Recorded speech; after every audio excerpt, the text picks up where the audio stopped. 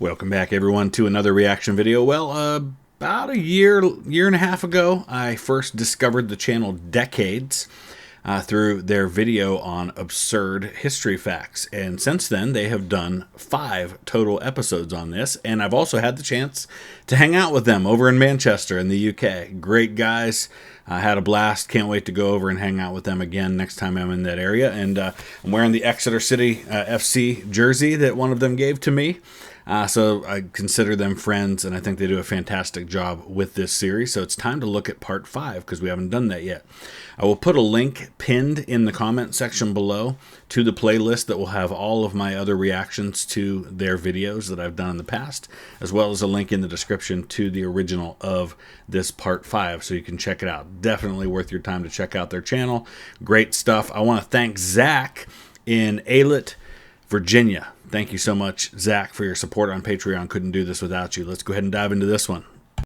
A history channel fueled by a love for it mixed with self-loathing. And of course, the cult of personality of Connor Jones. And today we're back with more absurd random history facts. We've done... Pretty sure I've been in that car that Connor was driving there.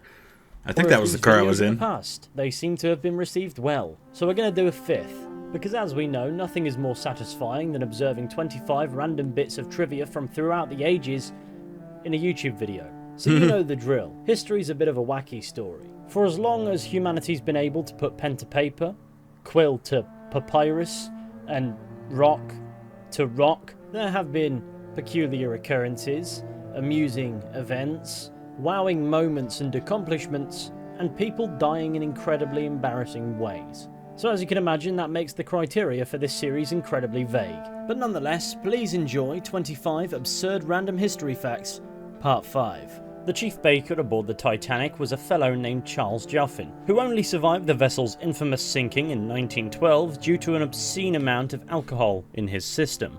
This allowed his body to resist the cold, icy waters of the North Atlantic, where in an inebriated state he paddled around until he was picked up by a lifeboat. In fact, he claimed he could hardly feel the cold. In fact, according to his and other survivors' testimonies, when the Titanic broke in half and went vertical before sinking, Joffin was at the topmost part of the ship, where he, for lack of a better term, rode it down, making him the last survivor to leave the doomed vessel. But before we go in properly labelling him as a drunken idiot who happened to survive, thanks to the sweet nectar of alcohol and a complete unawareness of his surroundings, he was 100% aware of his surroundings, and despite absolutely getting drunk in the process, was actively involved in the act of saving as many lives as possible. Joffin would live until 1956, when he passed away, aged 78 years. Yeah, so first of all, it obviously makes you think of like Jack and Rose in the movie Titanic, because they rode it down. I think they only pulled a couple people out of the water alive by the time a couple of the lifeboats came back. A lot of people who haven't studied Titanic don't realize most people didn't drown on Titanic. Most of the people were alive in the water after the ship went down. There were hundreds and hundreds, probably 1,000 bodies in the water floating around afterwards.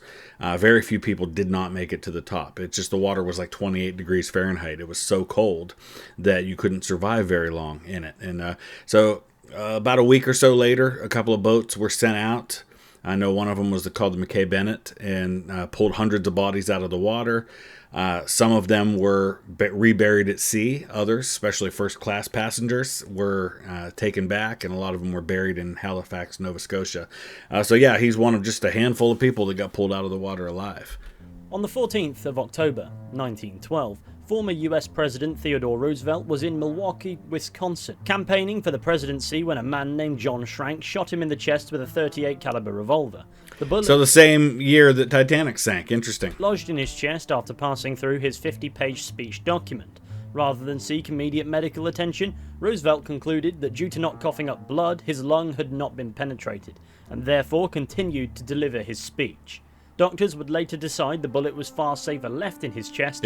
Thus, he kept it in his body for the rest of his life. Yeah, and he actually goes, he goes to the speech and he says, I don't know if you're aware of this, but I've just been shot, but it'll take more than a bullet to stop a bull moose. And then it gives the speech. Just one in a series of insane stories in the lore that is Theodore Roosevelt. Yeah, and honestly, there are other times in history that's been true. If the bullet had been left in James Garfield, he would have survived. It was the doctors poking and prodding for months trying to find the bullet and trying to treat him that eventually killed James Garfield. And in fact, his assassin would actually use that as a defense unsuccessfully in the trial. That it wasn't me that killed Garfield, it was the doctors. And he was totally wrong. Though the doctors wouldn't have had the chance to kill Garfield if Charles Guiteau hadn't shot him first. That man sounds hard as nails. Moving on, beard taxes are historical, governmental and royal policies that mandated men who desired the privilege of donning a beard must pay for such a luxury. This was famously enacted by Tsar Peter I, otherwise known as Peter the Great, of Russia in the late 17th century, even going as far as empowering authorities to forcibly shave those who refused to pay the tax, and remained in effect until 1772. That's awesome. Legend has it King Henry VIII of England also enacted such a tax on bearded fellows, however this claim lacks contemporary evidence. Look, as long as HMRC don't get any ideas, I'm happy. So let's shift onwards. When co-founder of the German supermarket chain Aldi, Theodor Albrecht, was abducted in 1971, the demanded ransom was 7 million German marks. The money was paid and only half would be recovered upon the apprehension of his kidnappers. Albrecht would unsuccessfully attempt to claim the ransom as a tax-deductible business expense. I see no issue here. I mean, if he was kidnapped because he was the co-founder of Aldi, and then he had to give up the money, it sounds to me like that would be a tax deduction. I don't know how successful that would be, but I'd have tried it too. In 1969, the New York Times compiled an article of influential figures from around the world reacting to the Apollo 11 manned moon landing, undoubtedly standing to be one of the greatest human accomplishments ever undertaken. One of the influential figures asked about this event was Spanish artist Pablo Picasso, who simply stated, "It means nothing to me. I have no opinion about it, and I don't care." That's fantastic. Some people are just built different, you know? I mean, when I think of the moon landing, I think that's one of the historic events I wish I had been alive to witness. Happened 8 years before I was born, and I hope that I'm around long enough to get to see the U.S. land on Mars for the first time. Or man to land on Mars. Might not necessarily be all Americans, but because that's going to be a really, really cool moment to be able to experience firsthand. For our sixth fact of the day, Michel Lotito was a French entertainer known for his ability to consume indigestible objects. His feats included consuming bicycles, shopping trolleys, televisions, and of course, who could forget, a Cessna 150 light aircraft, which he consumed between the years of 1978 and 1980. He was awarded a brass plaque from the Guinness Book of Records for having the strangest diet. And of course, he ate that too. In 1738, a group of Bavarian Roman Catholics founded a paramasonic society named the Order of the Pug, in which novices would be initiated while wearing a dog collar and scratching on a door to be admitted. Now, are you going to have to also barely be able to breathe? Because those poor dogs have been bred to be what they are, and it's like torture to be alive. Like, they just can't breathe well. It's horrible. Pugs of the order would bark loudly to trial the sturdiness of newcomers. Initiates also had to kiss a porcelain pug's rear department to express devotion to the order. At least it was a porcelain one, and they didn't make them kiss the real thing in the butt. There have been reports that this order was active in Lyon, France, as late as 1902. Look, I'm a dog lover, but that's just a tad extreme. Anyway, it's fun Hitler fact time. Oh boy. Did you know that Adolf Hitler, Joseph Stalin, and Benito Mussolini have all been nominated for Nobel Peace Prizes? Yep. Hitler's nomination in 1939 was something of a joke. However, I don't suspect the world was ready to see the funny side. As our ninth fact of the day... And Hitler was also Times Man of the Year, I believe, as was Stalin. 16th President of the United States, Abraham Lincoln's son, Robert Lincoln, was either present at or nearby to 3 presidential assassinations. His father's occurred at Ford's Theatre while he was at the White House, only 1 mile away on the 15th of April, 1865. Just to be clear, he was shot on the 14th, he died on the 15th. witnessed the assassination of 20th President James Garfield at the 6th Street train station in Washington, D.C. on the 2nd of July 1881, and was at the Yeah, Robert Todd Lincoln was actually Garfield's Secretary of War. So he was with him at the train station when he was shot. And American Exposition in Buffalo, New York, at the time when 25th President William McKinley was shot dead in 1901. Yeah, he was actually in the next building over from where McKinley was shot. It's insanity. Following this, Lincoln would refuse later presidential invitations, acknowledging this dark coincidence by citing there's a certain fatality to presidential functions whenever he's present. And he did eventually attend an event with a president, and that was the dedication of the Lincoln Memorial with President Warren Harding, who very soon after died in office. He wasn't assassinated, and Lincoln wasn't with him in California when he died, but still, really interesting. For our 10th bit of trivia, the Wicked Bible was an edition of the Bible published in 1631 that, by error, omitted the word not from the commandment, "Thou shalt not commit adultery." So it read, rather controversially, "Thou shalt commit adultery." Today, there are 15 known copies still in existence, of which 7 are in the UK, 6 are in the United States, 1 is in Canada, and another is in New Zealand. Bridget Driscoll was the name of the first pedestrian to be killed when she was hit by a motor car on the 17th of August 1896 at Crystal Palace, London, England. Witnesses described the car as being driven at reckless speeds. It was travelling at 4 miles per hour. During the hearing, at which the jury returned the verdict of accidental death, the coroner, named Percy Morrison, stated he hoped such an accident would never occur again. Yeah. So it just goes to show you how standards and perspectives change. A car going 4 miles per hour was seen as going at a reckless speed. Think about that today. As far as jinx statements go, that must have been an instant classic. In 1970, a man named Dave Kunst from Minnesota embarked on a mission to circumnavigate the globe on foot, barring of course the portions of the Earth that lack land. His journey took 4 years, and Dave's travel partner was his brother, John, who would be killed by bandits in Afghanistan's leg of the journey in 1972. Dave himself would be shot in this encounter, but after recovering would continue from the spot his brother was killed, along with another brother of his named Peter. He would also meet his wife-to-be on this mega mooch in Australia. Eventually, Dave returned home having completed his objective in 1974. Never heard of that. Apparently, early 18th century pirate Benjamin Hornigold once raided a vessel off the coast of Honduras purely to steal the crew's hats after his crew had gotten drunk and thrown theirs overboard. Again, I get it. I totally get that. It could have been worse. He could have taken other stuff too, so the fact that he only took their hats actually sounds like an act of mercy. In 1974, the Democratic People's Republic of Korea, also known as North Korea, ordered 1,000 cars from Swedish auto manufacturer Volvo, among other things from Sweden, and never paid for the goods.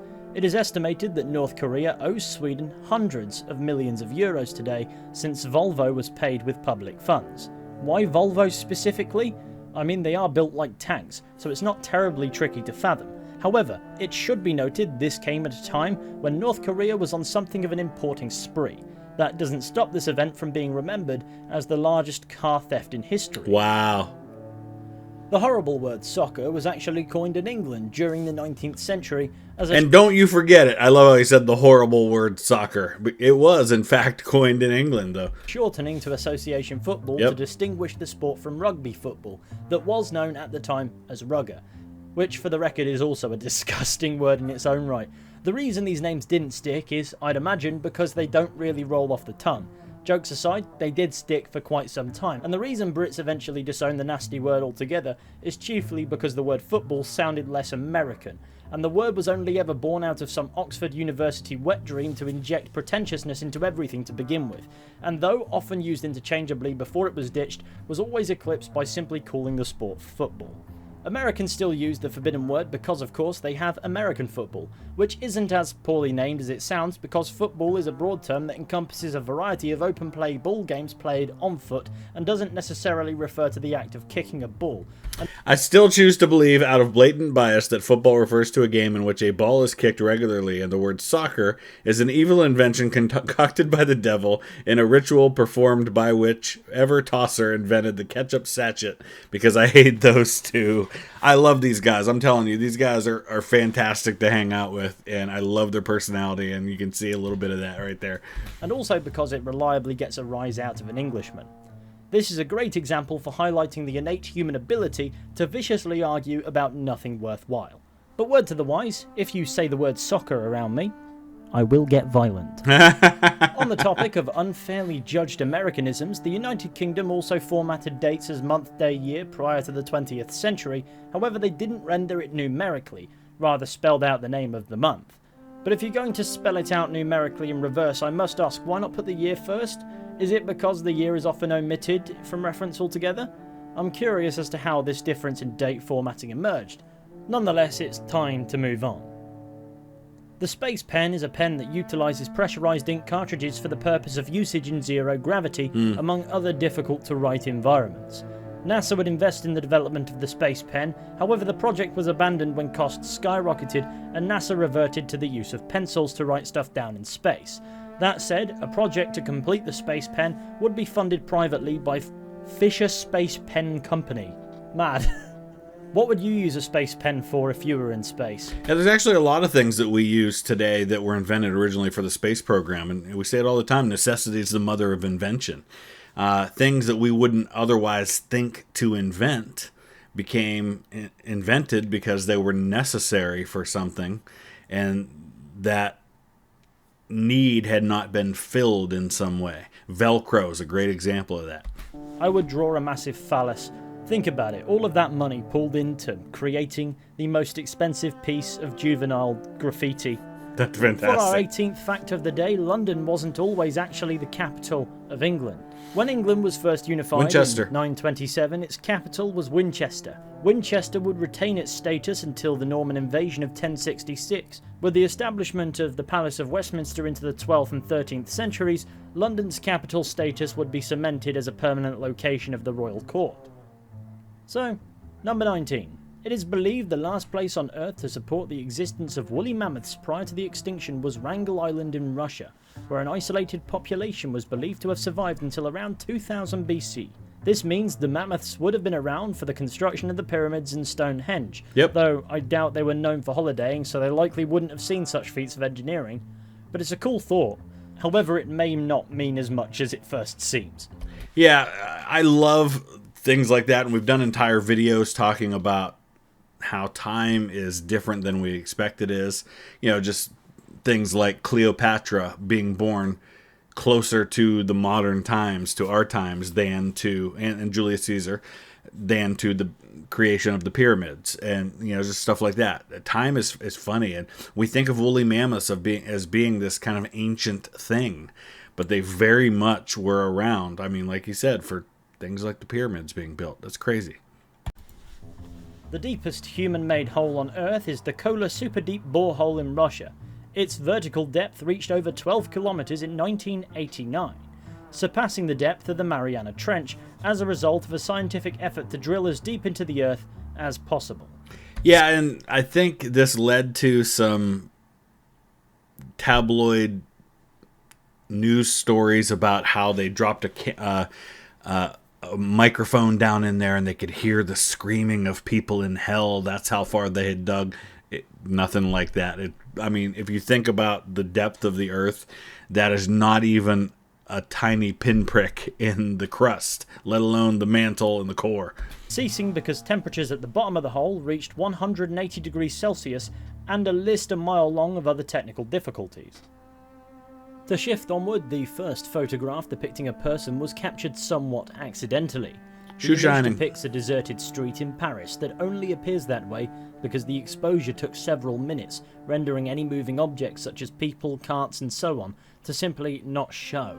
However, a man getting his shoes shined in the bottom left corner of the picture remained still enough throughout this time frame for his human visage to remain visible.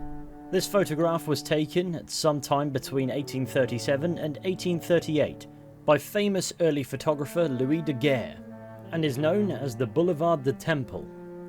Yeah, and those early photographs are then called daguerreotypes. If you ever see that term, that's because it's named after Louis Daguerre. And often when you do family history research, you're going to find people that are posting photographs of people that were taken in the 1820s and things like that. It's ridiculous. There were no photographs of people then. Photographs, as you see there, I mean, if you're looking at portraits of people that are taken, you're most likely at the very earliest talking about 1840 onward. Very few before that. In the production of the original 1977 Star Wars, often referred to now as A New Hope, Alec Guinness's Obi-Wan Kenobi lightsaber prop was made partially from a decommissioned World War I era No. 3 Mark I British rifle grenade. Considering its undoubtedly hard life on set, it's a good job the decommissioning process was evidently thorough. Yeah. Or was it? The Champavat tiger was a man-eating Bengal tigress that allegedly killed and ate approximately 200 men and women in Nepal, before heading to Champavat district of North India, continuing to kill humans, bringing her total kill count to a number estimated to be well in excess of 400 people in the opening years of the 20th century. She would be tracked down and killed in 1907. Though tigers tend to be wary of humans and don't tend to take a shine into human meat in general, there have been instances in which tigers, among other big cat species, have sought out humans for the purpose of consumption. Yeah, so first of all, tiger and a lion going at it, tiger's going to win. But neither one of them are the deadliest to humans. I'm looking at you, hippopotamus. So the next time your cat looks at you funny, yes, it could be thinking about ending your life. That's why you shouldn't have cats. You already knew that, didn't you? For our 24th fact of the day, the single Rumble by Link Ray was banned in various US radio markets in the 1950s because it was worried the instrumental, that is rather tame, at least for today's standards, would somehow incite gang violence and promote juvenile delinquency, making it the only instrumental to be banned from radio in the United States. And again, it's all about perspective, right? 1950s, you have Elvis not being shown from the waist down on the Ed Sullivan Show for fear that it was too lewd. You have Ed Sullivan very famously unplugging or turning down, I think it was, Buddy Holly's guitar because he was angry at him for not changing the line, "All of my life I've been awaiting, tonight there will be no hesitating," because he thought that was too lewd for TV. Ah, boy, how things have changed. And finally, Karl Marx had 3 daughters who survived into adulthood, all of whom shared the first name Jenny, which was also his wife's name. I get naming one child after a parent, but wouldn't 3 get confusing even if 2 of them adopt middle names? Ask George Foreman. All his kids are named George. Any parents watching, specifically dads, how much would that hurt your head? And that brings us nicely to the end of the video, where you can see my hairline receding in real time. Thank you all for watching. I really hope that you've enjoyed it. If you did, be sure to go ahead, leave a like, subscribe, share this channel with your friends, all that wonderful stuff, and maybe check out a few of the other videos. We don't just do these list type things. In fact, mostly we like to get out on location, get some cool footage. And yeah, they did a really cool one about the history of pubs, which you'll also find in the playlist that I've pinned down in the comment section below. Definitely check that one out. That was a whole lot of fun. I really enjoyed that one. And then I got to go and hang out in their local pub up in the Manchester area, so that was a lot of fun. I want to thank Anthony in Stanwood, Washington, and Thomas in El Cajon, California, for your support on Patreon. Definitely check out Decades. Give them a subscribe. Check out some of their videos. It's fantastic stuff. We'll see you again soon. Thanks for watching.